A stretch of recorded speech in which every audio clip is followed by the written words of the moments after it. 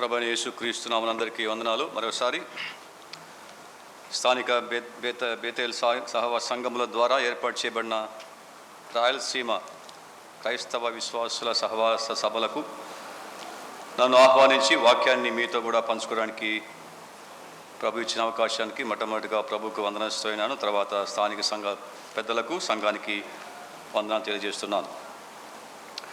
దేవుని యొక్క వాక్యాన్ని తరచుగా మరి పులివెందుల స్థానిక సంఘాల ద్వారా మనము విరివిగా వింటున్నాం. దేవుడు వాటి కృపను వారికి అనుగ్రహిస్తున్నాడు. వారు పడుతున్న ప్రయాసకు వారికి ఉన్న ఆసక్తిని ప్రభు తగిన ప్రతిఫలము ఇస్తున్నాడని నమ్మి దేవునికి స్తోత్రం చెల్లిస్తున్నాం. దేవుని యొక్క వాక్యాన్ని చదువుకుందాం. కీర్తన గ్రంథము 90 కీర్తన 90. నేను చదువుతాను, గమనించండి. కీర్తన 90 10 నుంచి 12 వచనాలు చదువుకున్నాం. Psalm 90 verses 10 to 12. మా ఆయుష్కాలము 70 సంవత్సరములు, అధిక బలమున్న ఎడల 80 సంవత్సరములగును. అయినను వాటి వైభవము ఆయాసమే, దుఃఖమే. అది త్వరగా గతించును, మేము ఎగిరిపోదుము. నీ ఆగ్రహ బలము ఎంతో ఎవరికి తెలియను? నీకు చెందవలసిన భయము కొలది పుట్టు నీ క్రోధము ఎంతో ఎవరికి తెలియను? మాకు జ్ఞాన హృదయము కలుగునట్లుగా చేయము, మా దినములు లెక్కించుటకు మాకు నేర్పుము. మాకు జ్ఞాన హృదయము కలుగునట్లుగా చేయము, మా దినములు లెక్కించుటకు మాకు నేర్పుము. ఈ కీర్తన పైన శీర్షికలో దైవజనుడైన మోషే చేసిన ప్రార్థన అని చూస్తున్నాం. మోషే చేసిన ప్రార్థన. వేల సంవత్సరాల క్రితము దైవజనుడు మోషే చేసిన ప్రార్థన 2022 సంవత్సరంలో ఉన్న మనము చేసే ప్రార్థన కూడా ఇదేగా ఉండాలి. ఇటువంటి ప్రార్థన మనం కలిగి ఉండాలి. ఆనాడు మోషే చేశాడు ఏమని? మాకు జ్ఞాన హృదయము కలుగునట్లుగా చేయము, మా దినమును లెక్కించుటకు మాకు నేర్పుము అంటున్నాడు. మోషే చాలా విషయాలు నేర్చుకున్నాడు. 40 సంవత్సరాలు ఫరో లేక ఐగుప్తు ఫరో అంతఃపురంలో చాలా నేర్చుకున్నాడు. సకల విద్యలు నేర్చుకున్నాడు. అరణ్యములో నేర్చుకున్నాడు.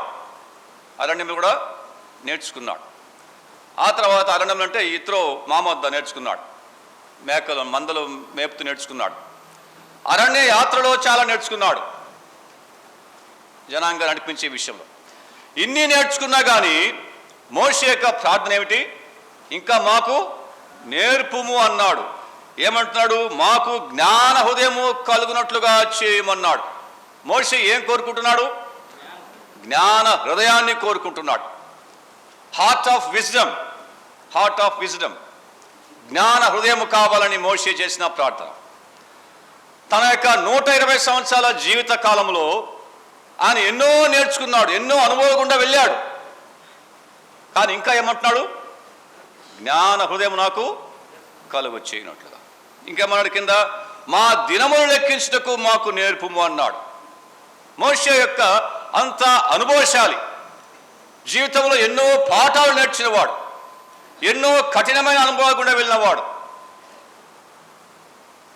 అటువంటి మోషే ఈ ప్రార్థన చేస్తున్నాడు. ఇక చూడండి, పైన ఏమన్నాడు? ప్రభువా, తరతరముల నుండి మాకు నివాస స్థలము నీవే అని మాట్లాడుతున్నాడు. తర్వాత ఏమన్నాడు? నరులారా లేక నీవు మనుషులను మంటికి మార్చుచున్నావు అంటున్నాడు. జీవితం యొక్క ద ఫిలాసఫీ ఆఫ్ లైఫ్, జీవితం యొక్క ఏమంటారు, వేదాంతమా ఫిలాసఫీ గురించి మాట్లాడుతున్నాడు. జీవితాన్ని అర్థం చేసుకోవాలంటే ఏం కావాలి?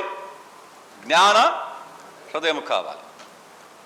అది మాత్రమే కాదు, జీవితాన్ని అర్థం చేసుకోవాలంటే మన దినములు లెక్కించడం మనము నేర్చుకోవాలి. మోషే తన అపార అనుభవంలో కూడా చివరి గడియల్లో జ్ఞాన హృదయం దయచేయమని మోషే ప్రార్థన చేస్తున్నాడు. ఈ సాయంకాలం వేళ ఈ దినాల్లో ఉన్న మనము మోషే చేసిన ప్రార్థన వలె మన ప్రార్థన కూడా ఉండాలి. ఈ లోకాన్ని మనం విడిచిపెట్టేంత వరకు ఈ ప్రార్థన మనం చేయాలి. 40 సంవత్సరాలు మోషే జీవితాన్ని గడిపాడు. ఎంత గడిపినా కానీ ఆయన చివరిగా కోరుకునేది ఏమిటి? జ్ఞాన హృదయం కలుగు చేయమని ఆయన ప్రార్థించున్నాడు. చూడండి 39వ కీర్తనలో 39వ కీర్తనలో మరొక ప్రార్థన మనం చూస్తున్నాం. 4వ వచనము 5వ వచనం. 39వ కీర్తన 4-5 వచనాల్లో 39వ కీర్తన 4-5 యెహోవా నా అంతము ఎట్లుండున్నది, నా దినముల ప్రమాణము ఎంతైనది నాకు తెలుపుము, నా ఆయువు ఎంత అల్పమైనదో నేను తెలుసుకొనగోరుచున్నాను. నా దినముల పరిమాణము నీవు బెత్తెడంతగా చేసి ఉన్నావు, నీ సన్నిధిని నా ఆయుష్కాలము లేనట్టే ఉన్నది. ఎంత స్థిరుడైనను ప్రతివాడును కేవలము వట్టి ఊపిరి వలె ఉన్నాడు. ఇక్కడ దావీదు రాస్తున్నాడు, దావీదు కీర్తన ప్రార్థన చేస్తున్నాడు. ఏమంటున్నాడు? నా అంతము ఎట్లున్నది, నా దినముల ప్రమాణం ఎంతైనది నాకు తెలుపుము, తెలుపుము, తెలుపుము. క్రీస్తు యేసుని విశ్వాసం ఉంచిన ప్రతి విశ్వాసి నిరంతర విద్యార్థి. మనము గోతికి వెళ్ళేంత వరకు మనం నేర్చుకోవలసిన వారంగా ఉన్నాం. ఇటువంటి గొప్ప గొప్ప భక్తులే, మోషే వంటి గొప్ప భక్తుడు, దావీదు వంటి గొప్ప భక్తుడు ఏమంటున్నారు? నేర్పుము, నేర్పుము, నేర్పుము, లేక తెలుపుము, తెలుపుము, తెలుపుము. They want to know much more. వారు ఇంకా తెలుసుకోవాలని ఆశిస్తున్నారు, తెలుసుకోవాలని కోరుకుంటున్నారు. మనకు జరిగే ఈ బైబిల్ క్లాసులు కానీ ఈ మహాసభలు కానీ ఉద్దేశం ఏంటి? మనం ఏం చేయాలి? నేర్చుకోవాలి. మనం నేర్చుకోవడానికి వచ్చాం, తెలుసుకునేందుకు వచ్చాం, విని విడిచిపెట్టడానికి కోసం కాదు. We must learn. విన్నది మన జీవితాల్లో అనుసరించడానికి మనం వచ్చాం, అనుసరించాలి. ఇటువంటి గొప్ప భక్తులు తమ జీవితాలలో నేర్చుకోవాలనే ఆసక్తి కలిగి ఉన్నారు. మన ఆశ వారి వలె ఉంటే అది ఎంత మేలు, అది ఎంత ప్రయోజనకరం. దావీదేమన్నాడు? నా అంతము ఎట్లున్నది, నా దినముల ప్రమాణం ఎంత అయింది నాకు తెలుపమన్నాడు. నా ఆయువు ఎంత అల్పమైనదో నేను తెలుసుకున్న గోరుచున్నాను. ఎంత గొప్ప ఆశ దావీదు కలిగి ఉన్నాడు, ఎంత గొప్ప ఆశ మోషే కలిగి ఉన్నాడు. దేవుని యొద్ద అడిగి, దేవునికి ప్రార్థించి గూఢమైన సంగతులు తెలుసుకోవాలని ఆ ఇద్దరు భక్తుల యొక్క ఆశ. మన విశ్వాస యాత్రలో మనం ఏ ఆశతో మనం మీటింగ్స్కి వస్తున్నాం, ఏ ఆశతో మన సంఘాలకు వెళ్తున్నాం, ఏ ఆశతో, ఏ కోరికతో మన దేవుని యొక్క వాక్యాన్ని వింటున్నాం. ఇది మెదడుకు సంబంధించిన జ్ఞానాన్ని పెంచుకునే ఉద్దేశంగా మనం రాకూడదు. అర్థమైందా? Not to improve our intellectual knowledge. మన మెదడుకు సంబంధించిన జ్ఞానాన్ని పెంచుకోవడానికి మనము వాక్యం వినకూడదు. జ్ఞాన హృదయము, మన హృదయములో వాక్యము పనిచేయనట్లుగా, అది కార్యకార్యనట్లుగా, కార్యసిద్ధి కలవచేయనట్లుగా మన వాక్యాన్ని నేర్చుకోవడానికి మనము ఏ సభకైనా లేక ఏ కూడికైనా ఏ సంఘానికైనా మనము వెళ్ళాలి. మన వాక్యం వింటున్నామంటే మన యొక్క ముఖ్య ఉద్దేశము నాకు జ్ఞాన హృదయము కలుగజేయము. Grant me a heart of wisdom, grant me a heart of wisdom. ఈ తృష్ణ, ఈ ఆశ, ఈ కోరిక, ఈ ప్రగాఢమైన వాంఛ ప్రతి విశ్వాసలో నీలో నాలో ఉంటే అది ఎంత మేలు, ఎంత ప్రయోజనకరం. దావీదు అటువంటి ప్రార్థన చేశాడు. మనం చూస్తున్నాం, చూడండి ఇక్కడ ఎందుకు మనకు జ్ఞాన హృదయం కలగాలి అంటే మన చుట్టూ జరిగే పరిస్థితులు మనం గమనిస్తూ ఉన్నాం. ఒక మాట చూడండి, ఎఫ్ఎస్సి పత్రిక 5వ అధ్యాయం, ఎఫ్ఎస్సి పత్రిక 5వ అధ్యాయము 15 నుంచి 21 వరకు ఉన్నాయి. అక్కడక్కడ మనం చూసుకుందాం. ఎఫ్ఎస్సి 5:15.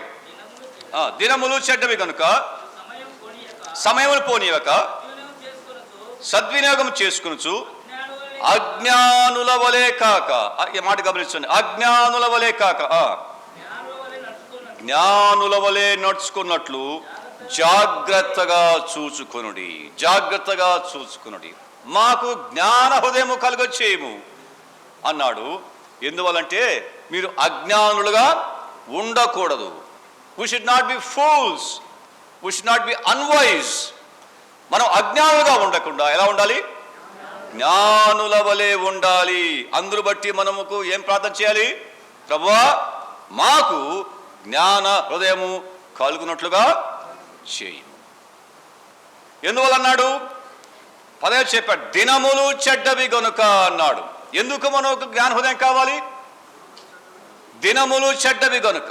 దినములు చెడ్డవి గనుక మనకేం కావాలి? జ్ఞాన హృదయం కలగాలి. జ్ఞానం హృదయం కావాలని దేవునికి ప్రార్థన చెయ్యాలి. ఈ జరిగే దినాలు, మనం ఉన్న దినాలు అవి చాలా చెడ్డవి అన్నాడు. చాలా చెడ్డవి. ఈ రోజులే కాదు, నోవా దినముల్లోనే ఎలా ఉంది భూమి?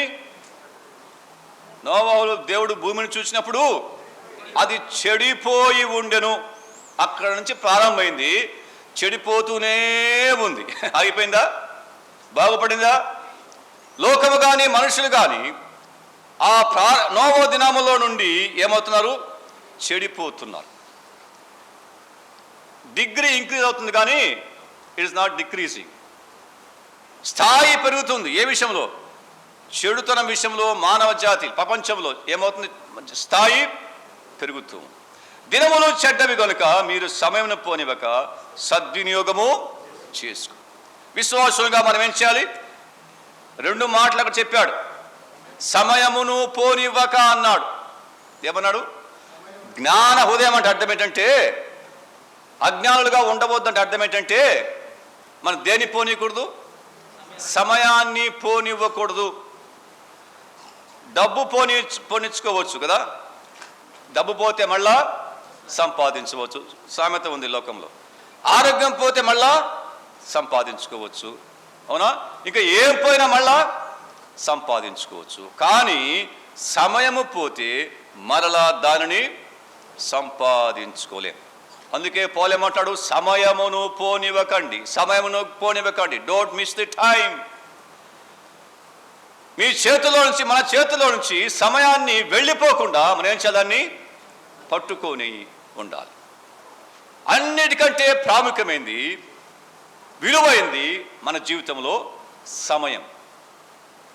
సమయానికి మించిన విలువైన వస్తువు, విలువైన సేవ ప్రపంచంలో మన జీవితం ఏది లేదు. అందుకేమన్నాడు? సమయమును పోనీయకూడదు. సమయం ఉందనుకోండి, ఏం చేయాలి? దాన్ని ఏం చేయాలి? సద్వినియోగం చెయ్యాలి. సమయం ఉంది కదా అని టీవీలో సీరియల్స్ చూడకూడదు. ఆడవాళ్ళు ముఖ్యంగా. పొద్దున చెప్పాడు కదా బ్రదరు, సీరియల్స్, అవునా? టీవీలు ఏం చూస్తున్నారు? సెల్ ఫోన్లు ఏం చూస్తున్నారు యవనస్తులు? సమయం ఉంది, సమయం పోనీయడంలే. ఏం చేస్తున్నారు? దుర్వినియోగం చేస్తున్నారు. దుర్వినియోగం చేస్తున్నారు. ఇక్కడ ఏమన్నాడు? సద్వినియోగం చేసుకోవాలి. A proper utilization of time. సమయాన్ని సద్వినియోగం చేసుకోవాలి.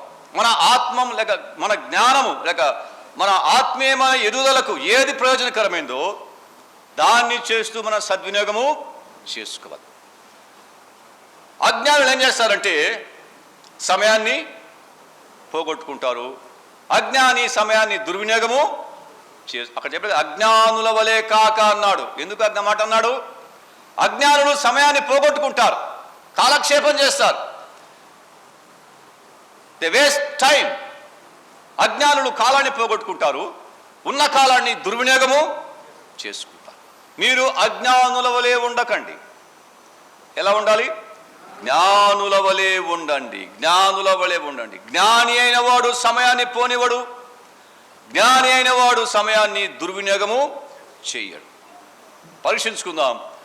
మనకున్న సమయాన్ని, రోజులో 24 గంటలు, వారానికి 7 రోజులు, నెలకి 30 రోజులు కదా, ఎంతవరకు సమయాన్ని మనం పోనివ్వకుండా పట్టుకున్నాం? ఆ ఉన్న సమయాన్ని ఎంతవరకు మనం సద్వినియోగము చేసుకుంటున్నాం? విశ్వాసముగా మనం పరీక్షించుకోవాలి. మోషే ప్రశ్నించాడు, లేక మోషే ప్రార్థించాడు, దావీదు ప్రార్థిస్తున్నాడు, ప్రభువా మాకు జ్ఞాన హృదయము కలుగొచ్చి. దావీదు అన్నాడు, మాకు తెలుపమన్నాడు. తెలుసుకోవాలి ఎలా మన యొక్క విశ్వాస జీవితాన్ని కొనసాగించాలో, మన సమయాన్ని ఎలా గడపాలో, ఎలా సద్వినియోగం చేసుకోవాలో ఆ భక్తులు ప్రార్థన చేశారు. మన ప్రార్థన కూడా అలాగే ఉండాలి. ఇక్కడ చూడండి చెప్పాడు, ఇందు నిమిత్తము, అదే ఎఫెసీ 5:17లో, ఇందు నిమిత్తము మీరు అవివేకులు కాక అన్నాడు. ఏమన్నాడు? అజ్ఞానులు కావద్దు, అవివేకులు కావద్దు. Don't be fools. అవివేకి సమయాన్ని పోనిచ్చేవాడు, సమయాన్ని వ్యర్థపరిచేవాడు, సమయాన్ని దుర్వినియోగపరిచేవాడు అజ్ఞాని, అవివేకి. మనము అలాగున ఉండరాదు. మీరు అజ్ఞానులు కాక, అవివేకులు కాక సమయాన్ని పోనివ్వకండి, సమయాన్ని సద్వినియోగము చేసుకోండి. ఈ సాయంకాలం మన యొక్క ఆశ, మన యొక్క కోరిక, మన యొక్క ప్రగాఢ వాంఛ, మన ప్రార్థన ఏమై ఉండాలి? ప్రభువా, నీవు నాకు ఇచ్చే సమయాన్ని పోనివ్వకుండా, నీవు నాకు ఇచ్చే సమయాన్ని నేను దుర్వినియోగపరచకుండా నాకు జ్ఞానము దయచేయి, జ్ఞాన హృదయము నాకు కలుగచేయము అన్నాడు. నేను అవివేకని కాకుండా నాకు వివేకము దయచేయమని ఆ ప్రార్థన చేద్దాం. అలాగే చూడండి ఏమన్నాడు 18వ వచనంలో మరియు 17లో, ఇందు నిమిత్తము మీరు అవివేకులు కాక ప్రభు యొక్క చిత్తమేమిటో గ్రహించుడి. అక్కడ చెప్పాడు, మరియు మద్యముతో మత్తులై ఉండకుడి, దానిలో దుర్వ్యాపారం కలదు, అయితే ఆత్మపూర్ణులై ఉండుడి. ఆత్మపూర్ణులై నుండి. ఉదయకాలం మనం ఆ విషయాన్ని గురించి చాలాసేపు మాట్లాడుకున్నాడుగా మనం విన్నాం. ఆత్మపూర్ణత, ఆత్మపూర్ణులై, ఫిల్డ్ విత్ స్పిరిట్, ఆత్మపూర్ణులై ఉండాలి. ఆడ కింద చెప్పాడు ఏమేం చేయాలో చెప్పాడు. చూడండి, ప్రభుని గురించి ఒకరినొకడు సంగీతములతోనూ ఆత్మ సంబంధమైన పాటలతోనూ హెచ్చరించు, మీ హృదయంలో ప్రభుని గూర్చి కీర్తించుచు మన ప్రభువైన యేసుక్రీస్తు పేరట సమస్తమును గూర్చి తండ్రి దేవునికి ఎల్లప్పుడూ కృతజ్ఞతాస్తులు చెల్లించు, క్రీస్తునందుల భయముతో ఒకనొకడు లోబడి ఉండుడి. ఆత్మపూర్ణమైన వాతావరణం చూస్తున్నాం ఇక్కడ. A spiritual atmosphere among believers. విశ్వాసుల మధ్య ఎటువంటి వాతావరణం ఉండాలి? ఆత్మపూర్ణమైన వాతావరణము ఉండాలి. ఇక్కడ చెప్పాడు ఏమేమి చేశాడో అవన్నీ చదువుకోండి, మీ తర్వాత మాట్లాడుతున్నాడు. సో దినములో చెడ్డవి కనుక మీరు సమయం పోనివ్వక ఏమన్నాడు? సద్వినియోగం చేసుకొనొచ్చు, అజ్ఞానుల వలె కాక జ్ఞానుల వలె నడుచుకున్నట్లు జాగ్రత్తగా చూసుకునండి. జాగ్రత్తగా చూసుకునండి. మన విశ్వాస యాత్రలో ఈ జాగ్రత్త మనం కలిగి ఉందాం. ప్రభు మనకిచ్చిన సమయాన్ని మనం పోనిస్తున్నామా? వ్యర్థంగా గడుపుతున్నామా? సమయాన్ని మనం దుర్వినియోగం చేస్తున్నామా? ఇక్కడి నుంచి ఏం చేయాలి? మనం సమయాన్ని పోనివ్వకుండా సద్వినియోగము చేసుకోవాలి. మొదటి తెస్సలోనికీ పత్రికలో 5వ అధ్యాయం చూద్దాం. 1 Thessalonians chapter 5 verses 1 to 11. అక్కడ కొన్ని హెచ్చరికలు ఇస్తున్నాడు. 1 Thessalonians chapter 5 verse 11, 1 to 11. సహోదరులారా, ఆ కాలములను గూర్చి ఆ సమయములను గూర్చి మీకు వ్రాయనక్కర్లేదు. రాత్రి వేళ దొంగ ఎలాగ వచ్చునో అలాగే ప్రభుదినం వచ్చునని మీకు బాగా తెలియను. లోకులు నెమ్మదిగా ఉన్నది, భయమేమీ లేదని చెప్పుకొనుచుండగా గర్భిణీ స్త్రీకి ప్రసవ వేదన వచ్చినట్లు వారికి ఆకస్మికముగా నాశనము తటస్థించును గనుక వారెంత మాత్రమును తప్పించుకోలేరు. సహోదరులారా, ఆ దినము దొంగ వలె మీ మీదికి వచ్చుటకు మీరు చీకట్లో ఉన్నవారు కారు అని చెప్తున్నాడు. 6వ వచనంలో, కావున ఇతరుల వలె నిద్రపోక మెలకువగా ఉండి నిద్రపోక మెలకువగా ఉండి. లోకమంతా నిద్రపోతుండగా, లోకమంతా మత్తులుగా ఉండగా జ్ఞాన హృదయం కలిగి మనం ఎలా ఉండాలి? మెలకువగా ఉండాలి. మెలకువగా ఉండాలి. దినములు, లోకములో ఉన్న కాలములు ఏ విధంగా ఉన్న వాటిని గ్రహించాలి, వాటిని వివేచించాలి. వాటికి అనుగుణంగా మన యొక్క విశ్వాస జీవితాన్ని మనం జాగ్రత్తగా కాపాడుకోవడానికి ప్రయత్నము చేయాలి. వారు చీకట్లో ఉన్నవారు, వారు రాత్రి సంబంధులు, మనమైతే రాత్రి వారం కాము, చీకటి వారం కాము. మనమైతే వెలుగు సంబంధులము, వెలుగు సంబంధం. నిద్రపోక మెలకువగా ఉండుడి. ఇదే జ్ఞాన హృదయం అంటే. మాకు జ్ఞాన హృదయం కలుగజేయడం అర్థం ఏంటి? మనము మెలకువగా ఉండాలి.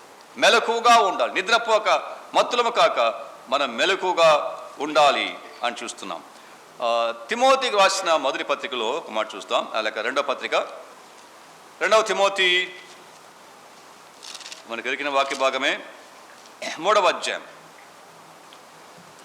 తిమోతి 2వ పత్రిక 3వ అధ్యాయంలో, అంత్యదినములలో అపాయకరమైన కాలములు వచ్చునని తెలుసుకొనుము అంటూ మనుషుల గురించి మాట్లాడుతున్నాడు. మనుషుల యొక్క స్వభావాన్ని గురించి మాట్లాడుతున్నాడు. The nature of human beings. మన దినాల్లో, అంత్య దినాల్లో. వారు ఎటువంటి వారో చెప్పాడు, రకరకాలుగా మాట్లాడుతూ వచ్చాడు. 9వ వచనం చూడండి. 9వ వచనంలో, ఆయనను వారి అవివేకమేలాగూ తేటపడెను, అలాగే వీరిది కూడా తేటపడును గనుక వీరు ఇక ముందుకు సాగరు. ఇక ముందుకు సాగరు.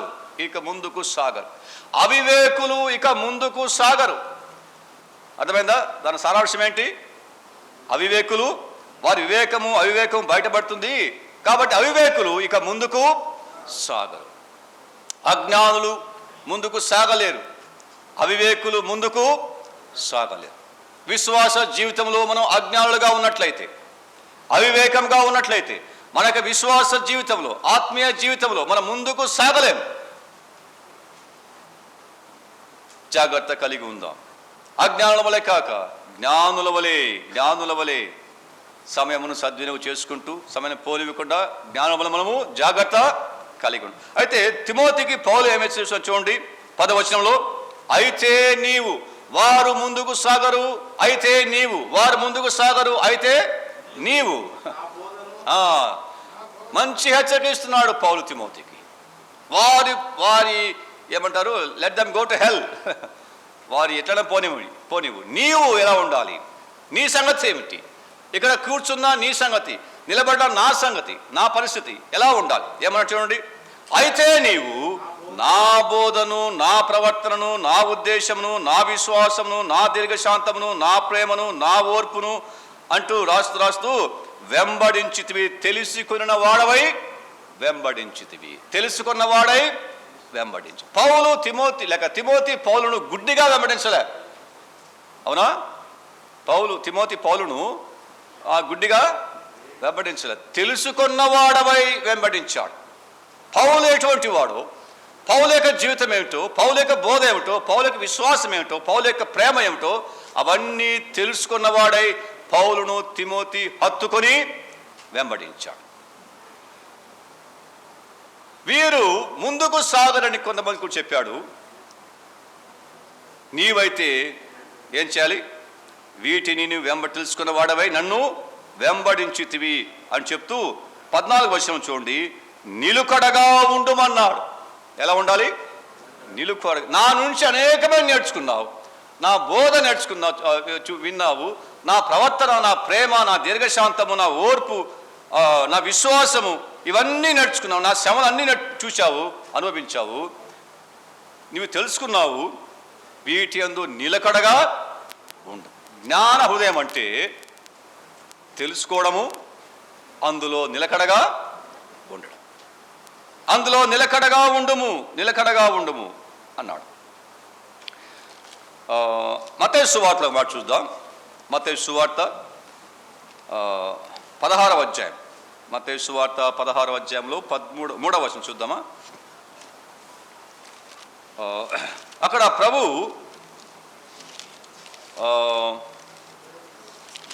16వ అధ్యాయము 3వ వచనం.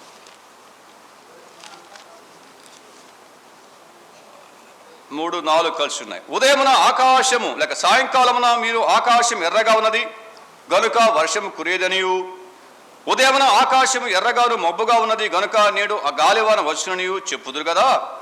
మీరు ఆకాశ వైఖరి వివేచింపనెరుగుదురు గాని ఈ కాలముల సూచనలను వివేచింపలేరు.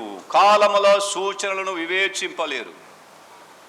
విశ్వాసి చాలా వివేచన కలిగి జీవించాలి. మన లోకంలో మనది గుడ్డి విశ్వాసం కాదు, గట్టి విశ్వాసం. మన చుట్టూ జరుగుతున్న పరిస్థితులు ఏమిటో వీటిని వివేచిస్తూ మన విశ్వాసాన్ని మనం జాగ్రత్తగా కాపాడుకునేందుకు మన ప్రయత్నము చెయ్యాలి.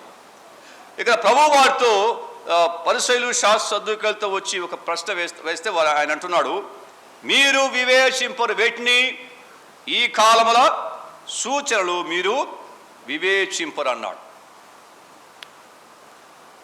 మనం నివసిస్తున్న ఈ కాలంలో అనేక సూచనలు ఉన్నాయి మన చుట్టూ ప్రపంచంలో కదా. అనేక సూచనలు మనము చూస్తున్నాం. వీటిని మనం వివేచించాలి. ఎందుకు ఇలా జరుగుతుంది, ఎందుకు ఈ పరిస్థితి, ఎందుకు ఈ యొక్క విపత్తు, ఇవన్నీ ఏం చేయాలి? మనము వివేచించాలి. 2020 సంవత్సరంలో కరోనా వచ్చింది. వివేచించాలి. ఎందుకు వచ్చింది? చాలామంది బోధకులు సైతాన్ పంపించాడు అంటాడు. కాదు, దేవుడు పంపించాడు. నేను నమ్ముతున్నాను. It's God sent. దేవుడే కరోనాని వాక్యాధారాలు ఉన్నాయి. తెగులు పంపించేవాడను నేనే అన్నాడు. అవునా? ఆయనే తెగులు పంపించేవాడు, ఆయన తెగులును ఆపేవాడు. మానవునికి ఆయన బుద్ధి కలిగించే కోసంగా, జ్ఞానము కలిగించే కోసంగా ఆయన ఇటువంటి విపత్తులు పంపిస్తుంటాడు. 2వ సమూయేలు గ్రంథంలో దినవృత్తాంతములు 7:14 ఉంది కదా, చూడండి, మాట చూడండి. 2 Chronicles chapter 7 verse 14. 13 నుంచి 2వ దినవృత్తాంతములు 7:13. వాన కురియకుండా నేను ఆకాశమును మూసివేసినప్పుడే కానీ, దేశమును నాశనం చేయుటకు మిడతలకు నేను సెలవిచ్చినప్పుడే కానీ, నా జనుల మీదకి నేను తెగులు రప్పించినప్పుడే కానీ. అర్థమైపోయిందా? క్లియర్ అయిపోయిందా? కరువు ఎలా వస్తుంది? కరువు పంపించేది ఎవరు? దేవుడే. అవునా? తెగులు పంపించేది ఎవరు? దేవుడే. మిడతలు పంపించేది ఎవరు? దేవుడే. లోకం మీదకి ఏ విపత్తు వచ్చినా అది దేవుని యొక్క అనుమతి లేకుండా రానే రాదు. Without divine permission no calamity will strike the world. దేవుని యొక్క అనుమతి లేకుండా లోకం మీదకి ఏ విపత్తు రాదు. ఆయన అనుమతిస్తేనే అన్నీ వస్తాయి. సాధారణంగా మనం ఏది కలిగినా సాతాను చేసి అంటాడు. సాతాను మీద ఆవిడ పెద్ద మనకి స్కేప్ గోట్ దొరికాడు సాతానుడు. ఏది కలిగినా అది దేవుడు అనుమతిస్తేనే కలుగుతుంది. వాన కురియకుండా, అలాగే మిడతలకు సెలవిచ్చినప్పుడు కానీ, తెగులు వచ్చినప్పుడు కానీ అది దేవుడే సెలవిస్తాడు. వాటిని ఆపేవాడు కూడా ఆయనే. తెగులు రాకుండా ఆపేవాడు ఆయనే. తెగులు వచ్చినప్పుడు కలిగించేవాడు కూడా, రప్పించేవాడు కూడా ఆయన. ఎందుకు వస్తున్నాయంటే ఆకాశమందు దేవుడు ఉన్నాడని లోకము తెలుసుకోవడం కోసంగా దేవుడు కొన్నిసార్లు ఇటువంటి విపత్తులు కలుగు చేస్తాడు. ఈ కాలంలో సూచనలు మీరు వివేచింపలేరు అని మాట్లాడుతున్నాడు ప్రభు శాస్త్రులతో, సద్దుకోయలతో. ఇటీవల మనము ఈ గత వారం నుంచి కదా ఉక్రెయిన్, రష్యా గురించి మనం వింటున్నాం. ఈ ఊరికి వచ్చాయా లేక అనుకోకుండా వచ్చాయా? దేవునికి వీటి మీద అదుపు లేదా? రష్యా ఉక్రెయిన్ యుద్ధం అనేది ఇది ప్రవచనానుసారమైన యుద్ధం. It's a prophetical war. 1997 సంవత్సరంలో, అంతకుముందు గోర్బచేవ్ రష్యా ప్రెసిడెంట్గా ఉన్నప్పుడు, అంతకుముందు ఇవన్నీ కలిసి ఒకే యుఎస్ఎస్ఆర్గా ఉండేవి. సోవియట్ రష్యా అనేవాళ్ళు. అప్పుడు గోర్బచేవ్ పెరిస్ట్రోయికా, గ్లాస్నోస్ట్ అనే 2 సిద్ధాంతాలు ప్రవేశపెట్టి రష్యాని అనేక ముక్కలు చేసేసాడు. అంటే స్వతంత్రంగా ప్రకటించాడు. అటువంటి వాటిలో ఉక్రెయిన్ ఒకటి. రష్యా మాగోగో అని అంటారు బైబిల్లో, ఎజెకియెల్ గ్రంథంలో 38వ అధ్యాయం 39వ వచనంలో. అలాగే ఉక్రెయిన్ గోమేరు ప్రాంతం అంటారు. దానికి సూచనగా ఉన్నాయి.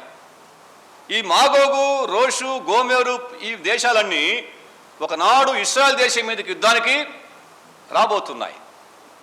ఇవన్నీ ప్రవచనానుసారమైన సంభవాలు. ప్రపంచంలో ఏ సంభవించినా చారిత్రకంగా, రాజకీయంగా ఇవి దే ఆర్ నాట్ యాక్సిడెంటల్, ప్రమాదవశాత్తు జరిగేవి కాదు. అవి ప్రవచనానుసారంగా జరిగేవి. ఏది యాక్సిడెంటల్ కాదు. గమనించండి. అనుకుంటాం, అబ్బా అనుకోకుండా జరిగిందే, ఇది ఊహించలేదే. ఇది దేవుడు ముందుగానే ఊహించాడు. ఆయన యొక్క ప్రణాళికలో it is eternal plan. He is showing to the world what is going to happen. ఆయన యొక్క ప్రణాళికలో ఏమి జరగబోతుందో ప్రపంచానికి ఆయన చూపిస్తున్నాడు. ఒకనొక నాడు రష్యా, ఉక్రెయిన్, ఇంకా అనేక దేశాలు చుట్టుపక్కల ఉన్నాయి. ఆఖరికి జర్మనీ కూడా, ఫ్రాన్స్ కూడా, అన్ని దేశాలు, చైనా, ఇవన్నీ కలిసి ఇశ్రాయేల్ మీదకి యుద్ధానికి రాబోతూ ఉన్నాయి. ఇవన్నీ దేవుడు ఈజ్ ఆర్కెస్ట్రేటింగ్. వీటన్నిటిని నిర్వహిస్తున్నాడు దేవుడు. అప్పుడు అమెరికా ఏం పనికిరాదు, అమెరికా చాలా బలహీనమైపోతుంది. ఇటీవల మనం వింటున్నాం కదా, టీవీలో చూస్తున్నాం. అమెరికా బలహీనపడడానికి ముఖ్యమైన కారణము ఇప్పుడున్న ప్రత్యక్ష అధ్యక్షుడు జో బైడెన్. ఈయన ఆఫ్ఘనిస్తాన్లో సైన్యాన్ని ఉపయోగించుకున్నప్పుడే అమెరికా పని అయిపోయింది. అమెరికా వారు ఇక మీదట ఏ దేశాన్ని కాపాడలేరు, వారి దేశాన్ని కూడా వారు కాపాడుకోలేరు. America weakness, బలహీనమైపోయింది. ఇది దేవుడు ఏర్పాటు చేసిన ప్రణాళిక, ఇది ప్రవచనానుసారమైన ప్రణాళిక. దేవుడు తన ప్రణాళికను ఆయన అమలుపరచుకోవడం కోసంగా ప్రపంచ దేశాలను, రాజ్యాలను ఆయన సిద్ధపరుస్తున్నాడు. ఇప్పుడు నాటో దేశాల్లో ఉన్నవన్నీ ఒకనాడు మెల్లిమెల్లిగా ఏమవుతాయి, దే గోయింగ్ టు డిసెంటిగ్రేట్, విడిపోయే ప్రమాదం ఉంది. మొన్నటి యుద్ధంలో కూడా జర్మనీ, ఫ్రాన్స్ అంత సుముఖంగా లేవు ఉక్రెయిన్కు సపోర్ట్ చేయడానికి. ఇవన్నీ ఎందుకంటే దేవుని యొక్క ప్రణాళికలో ఇవన్నీ కలిసి ఇశ్రాయేలు దేశం మీద యుద్ధానికి రావాల్సి ఉంది. దేవుడు ఇప్పటి నుంచే మార్గము వాటికి సరళము చేస్తున్నాడు. చెప్పలేం ఎప్పుడు ఏ సంభవిస్తుందో ప్రవచనానుసారంగా మనం చెప్పలేని పరిస్థితి. రష్యా, చైనా, నార్త్ కొరియా, ఈ 3 కమ్యూనిస్ట్ దేశాలు, ఈ 3 ఈవిల్ ట్రినిటీ అంటే ఎలాగైతే తండ్రి, కుమార, పరిశుద్ధాత్మ దేవుడు ఉన్నారో ఈనాడు ప్రపంచంలో ఇది ఈవిల్ ట్రినిటీ అంటే చెడ్డ త్రిత్వము. ఈ 3 కలిసి ప్రపంచాన్ని శాసించబోయే రోజులు దగ్గరలో ఉన్నాయి. చివరికి 3 కలిసి ప్రపంచాధికారాన్ని క్రీస్తు విరోధి చేతికి అప్పగిస్తారు, యాంటీ క్రైస్ట్. ఇది దేవుని యొక్క ప్రవచనాల్లో ఉన్న సారాంశాన్ని మనం గమనిస్తే, అవి వివేచిస్తే మనకు జరుగుతున్న సంగతులు మనకు అర్థమవుతాయి.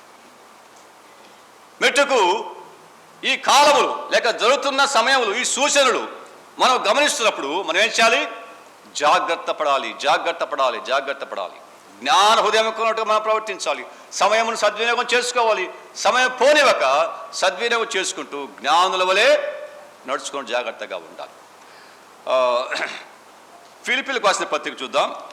ఫిలిప్పీ పత్రిక 1వ అధ్యాయం 9వ వచనంలో, ఫిలిప్పీ 1:9లో, మీరు శ్రేష్టమైన కార్యములు వివేచింపగలవారగునట్లు మీ ప్రేమ తెలివితోనూ సకల విధములైన అనుభవ జ్ఞానముతోనూ కూడినదై అంతకంతకు అభివృద్ధి పొందవలనియు, ఇందువలన దేవునికి మహిమయు స్తోత్రమును కలుగునట్లు మీరు యేసుక్రీస్తు వలనైన నీతి ఫలములతో నిండుకున్న వారై క్రీస్తు దినమునకు నిష్కపటలను నిర్దోషులను కావాలనియు ప్రార్థించుచున్నాను. పౌలు యొక్క ప్రార్థన విశ్వాసుల ఏమిటది? మీరు నీతి ఫలముతో నిండుకున్న వారై నిష్కపటలు నిర్దోషులుగా ఉండాలని ప్రార్థన చేస్తున్నాం. మోషే చేసిన ప్రార్థన, మాకు జ్ఞాన హృదయము కలుగొచ్చి. దావీదు యొక్క ప్రార్థన, నా యొక్క ఆయుష్కాలం ఎంతో నాకు తెలియచేయి. పౌలు యొక్క ప్రార్థన ఏమంటున్నాడు? మీ కొరకు ప్రార్థన చేస్తున్నాను, మీరు నీతి ఫలములతో నిండుకున్న వారై నిష్కపటులుగా ఉండాలి, నిర్దోషులుగా ఉండాలి. ఎంత మంచి ప్రార్థన పౌలు ఫిలిప్పీలో ఉన్న విశ్వాసుల ఎడల చేస్తున్నాడో మనం జ్ఞాపకం చేసుకుందాం. మనము మన కోసం ఈ విధంగా ప్రార్థన చేసుకోవాలి. మన తోటి విశ్వాసుల కోసం ఇటువంటి ప్రార్థన మనము చెయ్యాలి. మీ కొరకు ప్రార్థన చేస్తున్నాను. 1 తిమోతి పత్రికలో నేను ముగిస్తాను. 1 తిమోతి పత్రిక 2వ అధ్యాయము 4 చూద్దాం. 4వ వచనం. 1 తిమోతి 2:4, ఆయన మనుష్యులందరూ రక్షణ పొంది సత్యమును గూర్చిన అనుభవ జ్ఞానము గలవారై ఉండవలని ఇచ్చయించుచున్నాడు. ఎవరైనా దేవుడు ఇచ్చయిస్తున్నాడు. దేవుడు కోరుకుంటున్నాడు. ఏమని? మనుషులందరూ రక్షణ పొంది సత్యమును గూర్చిన అనుభవ జ్ఞానము కలగవారి ఉండవాలని ఆయన ఇచ్చయించున్నాడు. దేవుని యొక్క కోరిక లేక దేవుని యొక్క ప్రార్థన అనుకుందాం. ఆయనకి ఇచ్చేమిటి? మనుషులందరూ రక్షణ పొంది సత్యమును గూర్చిన అనుభవ జ్ఞానము కలిగి ఉండాలి. విశ్వాసుల పట్ల మోషే యొక్క ప్రార్థన, దావీదు యొక్క ప్రార్థన, పౌలు యొక్క ప్రార్థన మనం విన్నాం. మనుషులందరి ఎడల దేవుడు కలిగి ఉన్న కోరిక, దేవుడు కలిగి ఉన్న ఇచ్చ, వాంఛ ఏంటంటే అందరూ సత్యమును గూర్చిన అనుభవ జ్ఞానము కలిగి ఉండాలి.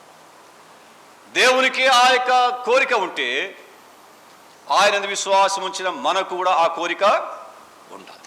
ఏం కోరిక అది? మనుషులందరూ రక్షణ పొందాలి, వారు సత్యమును గూర్చిన అనుభవ జ్ఞానంలోనికి రావాలి. మనం ప్రభువు నమ్ముకున్నాం, మంచిదే. మనము సత్యమును గూర్చిన అనుభవ జ్ఞానం కలిగి ఉన్నాం, మంచిదే. మన ఇంటి వారి సంగతి ఏమిటి? మన బంధువుల సంగతి ఏమిటి? మన సహోద్యోగుల సంగతి ఏమిటి? మన ఇరుగు పొరుగు వారి సంగతి ఏమిటి? వీరందరూ ఏం కావాలి? రక్షణను గూర్చిన అనుభవం కల వారి, రక్షణ పొంది సత్యమును గూర్చిన అనుభవ జ్ఞానం కలిగి ఉండాలి. జ్ఞాన హృదయం అంటే మనం పొందిన జ్ఞానాన్ని మన వరకే ఉంచుకోవడము కాదు. అందరూ రక్షణ పొందాలని, సత్యమును గూర్చిన అనుభవ జ్ఞానం కలిగి ఉండాలని ప్రతి విశ్వాసి ఆశ కలిగి, దేవునికి కలిగిన ఆశ ఏమిటో అది మనం కూడా కలిగి ఉండాలి. సామెతల గ్రంథంలో చివరిగా ఒక వాక్యాన్ని చూసి నేను ముగిస్తాను. సామెతలు 9:6. సామెతల గ్రంథము 9వ సామెత 6వ వచనం. ఇక జ్ఞానము లేని వారై ఉండక బ్రతుకుడి, తెలివి కలుగజేయు మార్గంలో చక్కగా నడువుడి. ఇదంతా విన్న తర్వాత మనం ఎలా ఉండాలి? ఇక ఎలా ఉండకూడదు? జ్ఞానము లేని వారై ఉండకండి, జ్ఞానము లేని వారై ఉండకండి, అజ్ఞానులుగా ఉండకండి, అవివేకులుగా ఉండకండి, జ్ఞానము లేని వారుగా ఉండకండి. దేవుని యొక్క వాక్యాన్ని చదువుతున్నాం ప్రతిరోజు, వారానికి 2-3 సార్లు దేవుని యొక్క వాక్యాన్ని వింటున్నాం, ఇటువంటి ప్రత్యేక కూడికలో వాక్యం వింటున్నాం. ఇక ఎలా ఉండకూడదు? జ్ఞానము లేనివారుగా ఉండకూడదు. జ్ఞానము లేనివారుగా ఉండక బ్రతుకుడి, జ్ఞానము లేనివారుగా ఉండక బ్రతుకుడి. పాపి యేసుక్రీస్తుని గూర్చిన, సత్యమును గూర్చిన అనుభవ జ్ఞానము లేకుండా ఉండకూడదు. ఆ సత్యమును గూర్చిన అనుభవ జ్ఞానం కలిగి వాడు ఏం చేయాలి? బ్రతకాలి, జీవించాలి. నేనే మార్గమును, సత్యమును, జీవమునై ఉన్నాను అన్న యేసుక్రీస్తుని విశ్వాసం ఉంచి వాడు అనుభవ జ్ఞానం కలిగి వాడు బ్రతకాలి, జీవించాలి. విశ్వాసిగా ఉన్న నీవు నేనేం చేయాలి? యేసుక్రీస్తు మనకు జ్ఞానమును, శక్తియు, ఐశ్వర్యమును, నీతియు అయి ఉన్నాడు. ఇక జ్ఞానము లేని వారే ఉండక బ్రతుకుడి, తెలివి కలుగొచ్చే ఈ మార్గములో చక్కగా నడువుడి, చక్కగా నడువుడి. విశ్వాసక జీవితము ఎలా ఉండాలి? చక్కని జీవితం. వంకర మార్గాలు కాదు, కరుకు మార్గాలు కాదు, అవి చక్కని మార్గాలుగా మన జీవితాలు ఉండాలి. మోషే యొక్క ప్రార్థన మాకు జ్ఞాన హృదయము కలుగొచ్చేయం.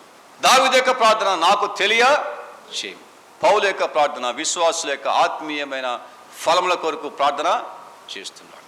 ఇక జ్ఞానము లేనివారై ఉండక బ్రతికే బాధ్యత మన మీద ఉంది. దేవుడు తన వాక్యం దీవించును గాక.